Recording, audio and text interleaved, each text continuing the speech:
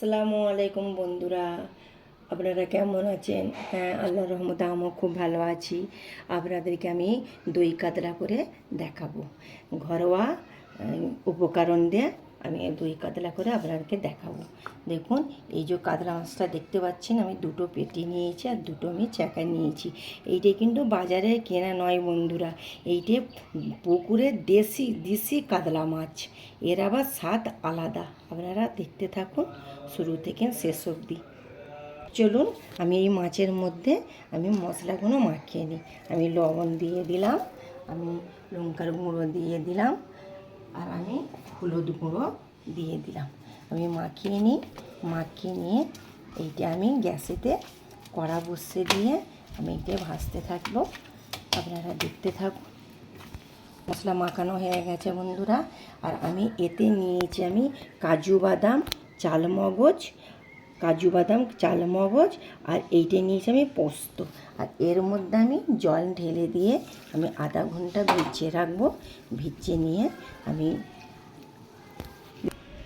এইটা ভিজিয়ে রাখছি। চলুন, এইটা ভিজুক, আমি আসছি। আমি গ্যাসটা আমি অন করে দিচ্ছি বন্ধুরা। দেখুন, আমি অন করে দিলাম, আর আমি কড়াটা বসিয়ে দিলাম। কড়াটা গরম হয়ে গেছে।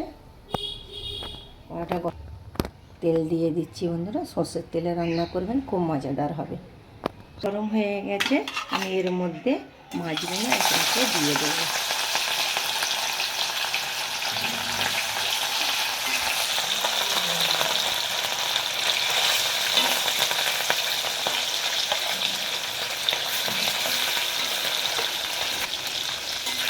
দই কাতলাটা আমি ঘরোয়া উপকরণ দিয়ে বানাবো। ঝটপট বানানো হয়ে যাবে, এত সহজে। আপনারা দেখতে থাকুন। দেখুন, আমার মাছগুলো ভাজা হয়ে গেছে। আমি এদের প্লেটের মধ্যে তুলে নেব।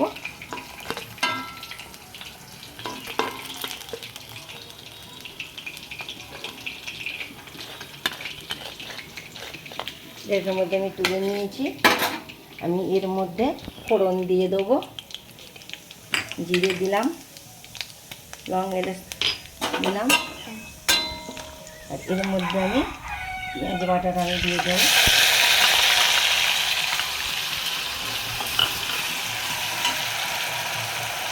এর মধ্যে আদা রসুনের পেস্ট আমি দিয়ে দেবো হাফ চামচ করে। নাড়তে থাকবো।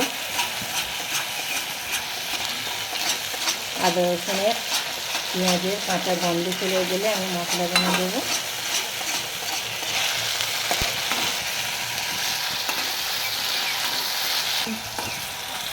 পেঁয়াজ বাটাটা আমার লাল লাল হয়ে গেছে। আমি এর মধ্যে মশলা দিয়ে দেবো। দেখুন, লঙ্কার গুঁড়ো 1 চামচ, হলুদ গুঁড়ো আমি হাফ চামচ, জিরা গুঁড়ো হাফ চামচ, ধনা গুঁড়ো হাফ চামচ দিয়ে এই যে কাজু পোস্ত আর চালমগজ বাটা বেটে রেখেছিলাম, আমি এর মধ্যে এটা দিয়ে দিচ্ছি।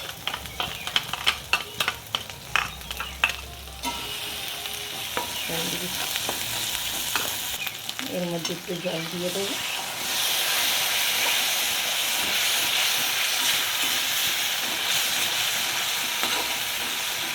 এইটা পেঁয়াজটা একটু পানি দিয়েছি। আর এর মধ্যে যে ফাটানো সেই দইটা ছিল, টক দই, এর মধ্যে আমি দিয়ে দিলাম কড়ার মধ্যে। নাড়তে থাকবো। দেখুন, আমার মশলা তেল ছেড়ে দিয়েছে। এর মধ্যে আমি লবণ দিয়ে দেবো, স্বাদ মতো লবণ দিয়ে দেবো। দিয়ে এর মধ্যে আমি কাতলা মাছগুলো পিসগুলো দিয়ে দেবো।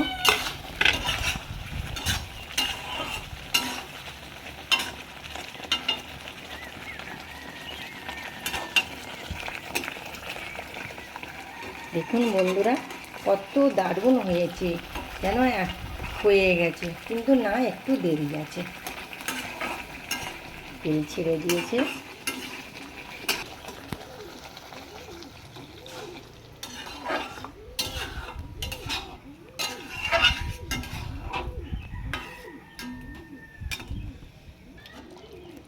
দেখুন আমার দই কাতলা তেল ছেড়ে দিয়েছে। এর মধ্যে আমি স্বাদ মতো একটু চিনি দিয়ে দেবো। চিনি আপনারা নাও দিতে পারেন, আমাকে ভালো লাগে বলে আমি দিলাম। ঘরোয়া উপকরণ দিয়ে দই কাতলা রেডি। আপনারা সাবস্ক্রাইব করবেন, পাশে থাকবেন। নতুন ভিডিও ছাড়লে আপনার কাছে সর্বপ্রথম চলে যাবে। দেখুন আমি পরিবেশন করছি, আপনারা দেখতে থাকুন।